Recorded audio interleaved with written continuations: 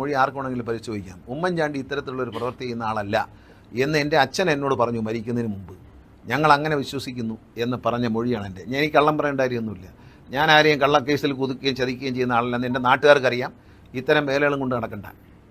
അതൊക്കെ നാണം കെട്ട പണിയാണ്. ഒരു ഇലക്ഷൻ എടുക്കുമ്പോൾ ഒന്നും പറയാനില്ല. വേറെ രാഷ്ട്രീയം വല്ലതും ഉണ്ടെങ്കിൽ പറ കുഞ്ഞേ, ചാണ്ടി ഉമ്മ, രാഷ്ട്രീയം വല്ലതും ഉണ്ടെങ്കിൽ പറ, നമുക്ക് അതിന് മറുപടി പറയാം. ഉമ്മൻചാണ്ടി എന്നെ ദ്രോഹിച്ചതിന് കുഴപ്പമൊന്നുമില്ല. എൻ്റെ കുടുംബം തകർത്ത് എൻ്റെ സർവ്വതും പിടിച്ചു വാങ്ങിച്ച് എൻ്റെ മക്കളെയും എന്നെയും വേർപെടുത്തി വിടാൻ മധ്യസ്ഥ വഹിച്ച ഉമ്മൻചാണ്ടി ആ മര്യാദകേടിന് മറുപടി പറയണ്ടേ? പറയണ്ടെന്ന് വിചാരിച്ചാൽ വായിൽ വിരലിട്ടാൽ കടിക്കാത്ത ആരുമില്ല. അത് ഓർത്താൽ നല്ലത്. വായിൽ വിരലിടരുത്. ഞാൻ പഴയ കഥകളൊക്കെ പറയും. എൻ്റെ കുടുംബം തകർത്ത് എൻ്റെ മക്കളെയും എന്നെയും വഴിയാധാരമാക്കി രണ്ട് വഴിക്കാക്കിയ ദുഷ്ടത്തരത്തിന് ഉമ്മൻചാണ്ടി മറുപടി പറയൂ? ഉമ്മൻചാണ്ടിയുടെ മകൻ മറുപടി പറയൂ? മേലിൽ ഇത് പറയരുത്. പറഞ്ഞാൽ ഡേഞ്ചറസ് ആയിരിക്കും. എനിക്കും പറയാനുണ്ട് ചെയ്ത ചതികളൊക്കെ. ആരെയാ ചതിച്ചതെന്ന് ജനങ്ങൾക്ക് മനസ്സിലാക്കും. ഞാൻ ഇത്ര നാൾ ഉണ്ടായിരുന്ന ആളാണ്. എന്നെ കൊണ്ട് പറയിക്കരുത്.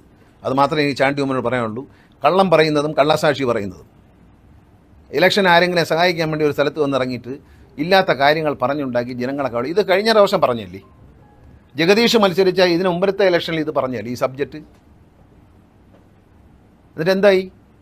ജനങ്ങളെ കബളിപ്പിക്കാൻ ഇറങ്ങരുത്. രാഷ്ട്രീയമൊക്കെ ശരിയാണ്. അന്ന് ചാണ്ടി ഉമ്മൻ രാഷ്ട്രീയത്തിലില്ല. ഞാൻ ഉമ്മൻചാണ്ടിയെ ചതിച്ചു എന്ന് ഉമ്മൻചാണ്ടി പറഞ്ഞിട്ടില്ലല്ലോ. ഉണ്ടോ? ഉമ്മൻചാണ്ടി പറഞ്ഞിട്ടുണ്ടോ ഞാൻ ഉമ്മൻചാണ്ടിയെ ചതിച്ചു? ഞാൻ എന്ത് ചതിക്കാനാണ് ഉമ്മൻചാണ്ടിയല്ലേ എന്നെ ചതിച്ചത്? ഞാൻ എന്ത് കുറ്റം ചെയ്തിട്ടാണ് എൻ്റെ മന്ത്രിസ്ഥാനം 2003 രാജിവെപ്പിച്ചത്? ഞാൻ ഏത് കുറ്റമാണ് ചെയ്തത്? എൻ്റെ പേരിൽ ഏത് കേസാണുള്ളത് ഈ നാട്ടിൽ? സത്യസന്ധമായി ഞാൻ ജീവിച്ചതാണോ? നെല്ലിയാമ്പേതയെ പോലെ വനഭൂമി പതിച്ചു കൊടുക്കാൻ തയ്യാറാവാത്തതുകൊണ്ടാണോ ഞാൻ രാജിവെച്ചത്?